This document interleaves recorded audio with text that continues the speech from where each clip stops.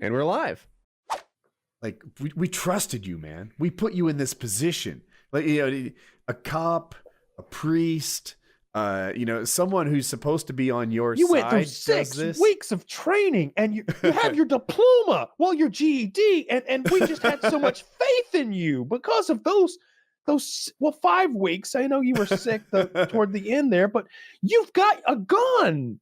But if one of society's bad guys does this, the lights. I'm glad they're caught, but I didn't expect any more. If one of society's trusted authority figures does it, then it's extra bad. When a judge sentences people to jail because they're getting kickbacks from a private prison and they get caught for that, make them serve all the combined times. Yeah, that's great.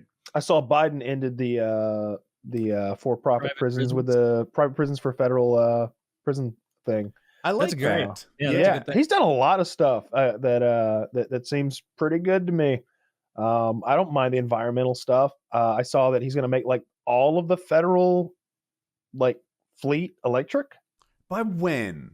Was it 2035? Am I crazy? Yeah. Let me see when it says. I just read the headline. I didn't even consider the date. Biden electric vehicles federal. I was seeing some politicians did shady shit with Tesla because they knew they bought up a bunch of stock before that was announced about the federal fleet. Oh, yeah. I hope they get Nancy busted. Pelosi did it, and some other ones did too. Probably fucking toss her out. I recognize that she's good at politics and helps my team, but I'm not so attached to bad guys that I want them on my team. Fucking throw her in jail. Did they get rid of those Republicans that did that shit recently? No, they didn't. Not a single one of them.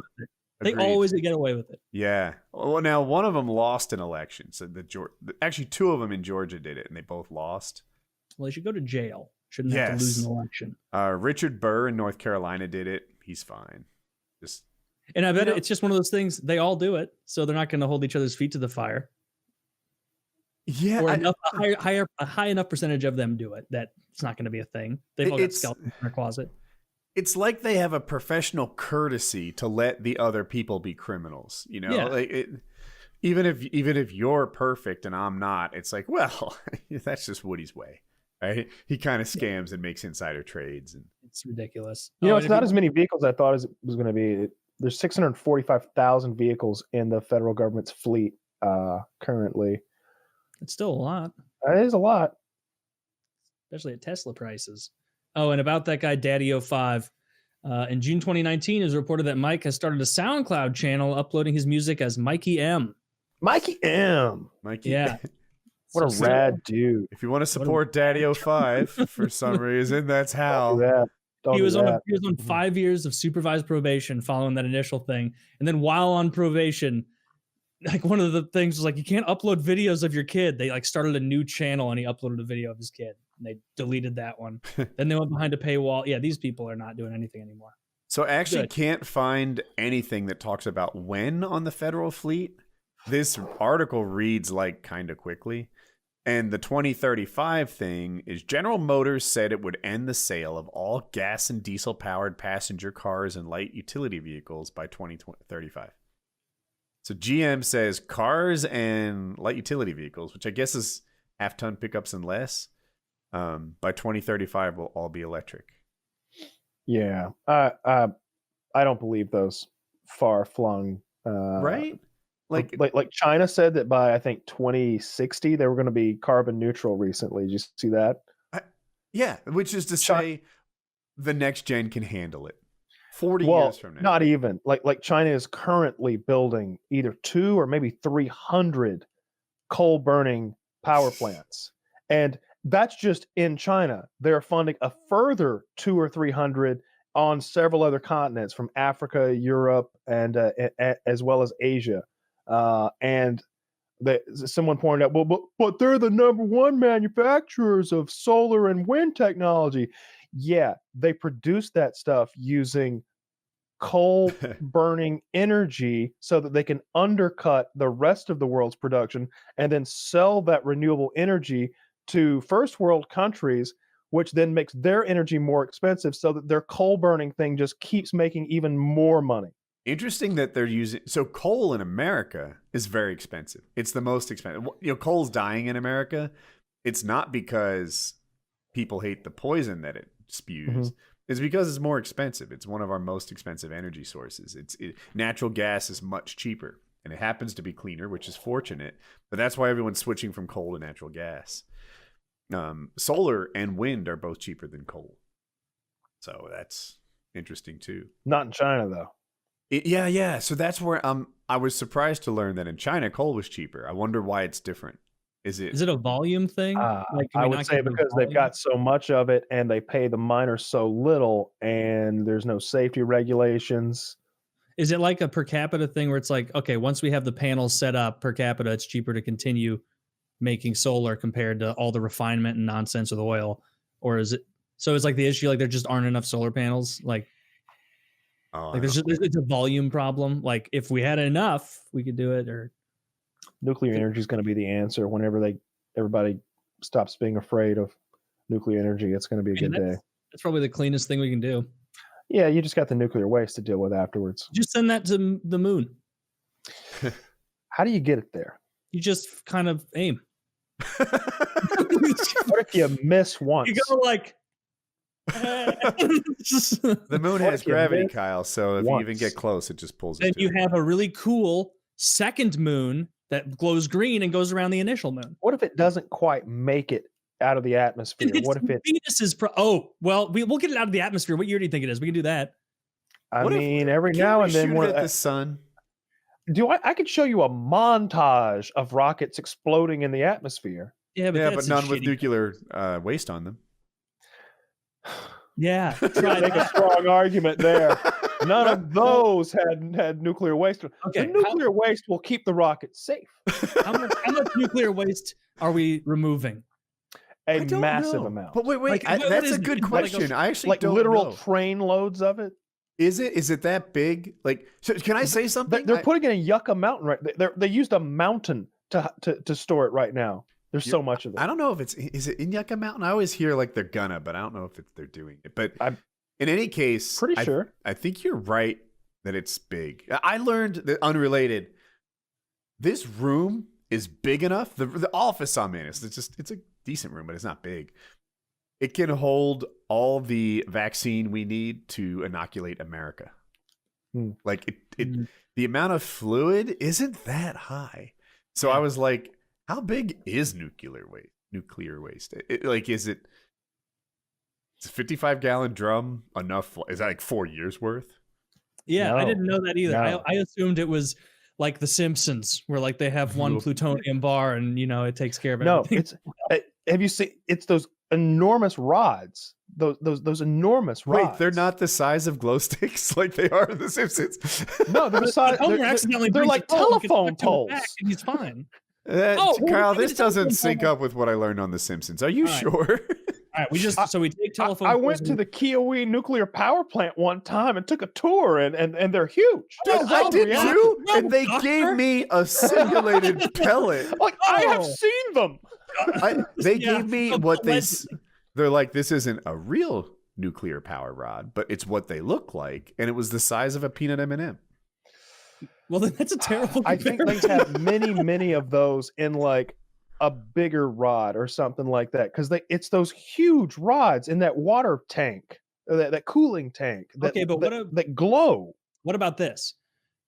You take those. I mean, it's a big rocket, so it can fit a bunch. We're back to the rocket. Yes, we're back to the rocket. You can fit a bunch of telephone poles in there, telephone pole shaped things, a huge amount of them, and you coat them all in special material yet to be invented, that in case it goes bad, it's covered. And you don't even need to do that, because I'm confident in our scientists' aim. You don't even aim it anywhere close that it can go bad. You just fire it deep out into space.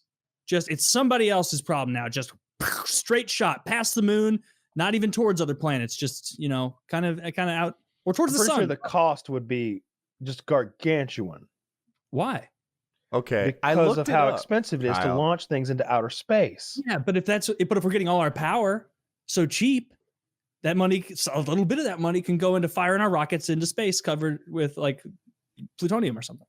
But I mean, it's not free power. Like you've got to run the nuclear power plant, and then I don't like this because I know you're not serious. I am serious. I am. Let And me you be think serious. the maintenance of a refinery, the oil fields, you think that's going to be less expensive than the maintenance of a nuclear power plant, where it's more centralized, fewer people needed to run it? I know how big nuclear fuel is. I looked it up, and so the rods. It's a rod. It's 4 meters long, 12 feet ish, and the thickness they compared to a gel pen, right, which is like M&M thickness, but 4 meters long, and they fill those control rods with pellets, which probably is what they gave me when I went there. Like so it's a cylinder about the size of a peanut M&M, but it's like it's not whatever that is, a weird oval like an M&M. It's a perfect cylinder, and they put a bunch of those pellets, 4 meters worth, in a control rod, and then there's a bunch of control rods inside. But the control rod has a lot of the smaller rods in it that are the size of a gel pen. There's many control rods, and just looking at the picture, I would estimate like, I don't know, 18, something like that. And so there's 18 4-meter rods, each of them holding like a thick ballpoint pen. But how long does that last? Like, how long until that's depleted? Like, how much energy do you get out of that one? I think it's a couple of years. I think it's like 3 years or something like that. Something like more than 1 or 2, but less than 5 or 6, I think. Because I remember like the nuclear aircraft carriers. I read that those use a chunk of fuel the size of a golf ball for some like ungodly amount of time. Like a golf ball size chunk of uranium was enough to power one of those for like a year or something. Like a nuclear submarine? No, a nuclear aircraft carrier. But is that the same thing they do for nuclear submarines? Does a nuclear submarine mean it's running on nuclear energy, or that it can fire a nuke? Both. Well, our nuclear submarines do fire nuclear weapons, but I think there are nuclear submarines that don't fire nuclear weapons. So I looked up the how long it lasts part, and they tend to replace the fuel in those rods every 2 years or so. They typically do it in spring or autumn when electricity demand is the lowest. How expensive is it to make uranium? You mean to refine uranium? Or turn it into the shit we need that it's actually useful. Is that not nearly as bad as oil per amount of energy, I would guess? I think what you want to know is how much electricity costs when it comes from a nuclear fuel plant, right? Would that answer it best? Yeah, like you'd have to know like per ounce of nuclear fuel rod, how many gigawatts of electricity are being produced, and like do some sort of cost analysis that way. I want to know because I imagine like nuclear is so much more efficient. It is. It definitely is. Like by a huge margin. I mean, if they've got if like the uranium that fits into one of those tanks runs a nuclear power plant for 2 or 3 years, then I mean the answer is obvious. We just put them all in Hawaii just in case. But how do we get? We'll have a series of tubes. A series of tubes that will bring electricity from the island to the mainland. You know what? Let's put them close to our enemies. Well, there's one fairly close to me. That's very comforting. I grew up real close to one, actually. So what do we have here? This is the cost of electricity from various sources. Onshore wind is the cheapest, followed by solar, natural gas, geothermal, offshore wind. This is like over the water, coal, nuclear, and then natural gas at peak. Oh, I don't know what natural gas CC versus peak means. I don't know either. But I would imagine that the issue here is like not enough power plants or not enough nuclear plants. Right? Well, no, I would imagine the issue is here like, all right, so solar costs much less, right? Am I reading this right? The dollars, but you can't get as much solar because of the area that it takes to put the panels. Not enough panels. My imagination is, I'm not sure. I'm guessing one, wind and solar, they're not reliable, right? That's what you're headed at. And the other is, what makes it expensive? Is the reason coal expensive because the EPA checks on you. Is the reason nuclear is so expensive is because the government watches it so closely to dot all those I's and cross all those T's and not change anything about the way you do it for 40 years raises the cost. You know, if cowboys tried to do nuclear power, would it be cheap but dangerous, right? Let's not act like it's inappropriate to check on what they're doing.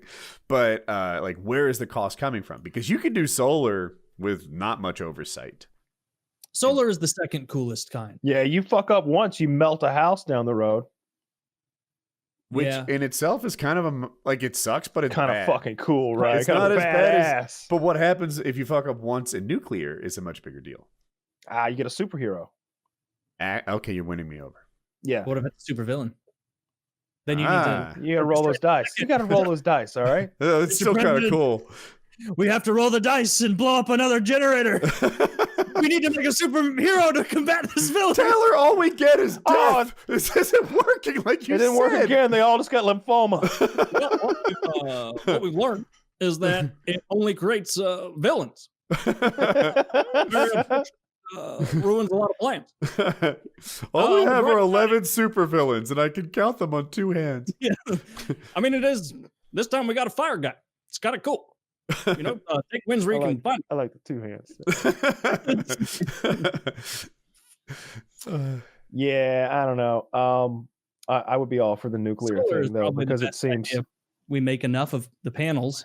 I don't know. I just don't know where you put all those fucking the panels and stuff. What's really cool though is I saw where they had that one thing where they've got all the mirrors focusing the light onto the one collector in the middle. That's pretty cool to see. I'm on the other side with the panel location. I'm like, every roof should be panels. We have so much surface area. Hardly any of Earth's surface area is covered with panels now. Roofs should be the default. And it doesn't really... It costs things in terms of money, but in terms of like quality of life, it costs nothing. You're not using your roof as like fun sunbathing areas or anything. Like, it just sits there doing nothing all the time. It should be the de facto standard. I used to think that about cars. Like, why aren't cars just charging? Why aren't we just collecting energy? Apparently, it's like a total waste of time. It gathers so little energy. They're like, we could do it, and it would like maybe power a fan that exhausts the hot air in the summer. Like, that is a really low interest for me. Like, yeah, but if every house had one of those and it was always charging a battery, and that battery was responsible for like the really low use stuff in your home, like maybe there was like one or two outlets that it used, like your hair dryer, you're keeping your electric shaver and your batteries charged and stuff, things like that, things that aren't like pulling a lot of amperage or whatever. But AC, right? Maybe. Like, I think it can do. I think it can do more than you're giving it credit for. It's not just going to do the dining room table lights like that. There's a lot of surface area on all these roofs. Yeah, I guess so. But I mean, yeah, I don't know. I don't know why that's not that seems like the sort of thing that I would be happy to have some sort of government funding for. It seems like you should. I don't know. It's just in all of our best interest to have one, like a solar roof. It does seem like it'd be a little world improvement, wouldn't it? Like, it's better than. I'm sure the power plants would love it. Yeah, there is a problem with inconsistent power delivery, right? Like, that's an issue. I want power all the time. I've become accustomed to my sockets just always working. And it shouldn't matter what time of day it is, whether it's sunny out, whether there's snow on my solar panels, etc. So my expectation is that you, Mr. Nuclear plant or natural gas plant, whatever, you need enough capacity so that when you run at 100%, none of us feel any inconvenience. But I want you to operate at 15% capacity so we can use solar any other time. That's a lot to ask, right? Well, it would charge a battery, right? So that, like, you'd be drawing from the battery. So, because obviously at night, you still want your lights to work because that's when you need them. Especially at night. Yeah.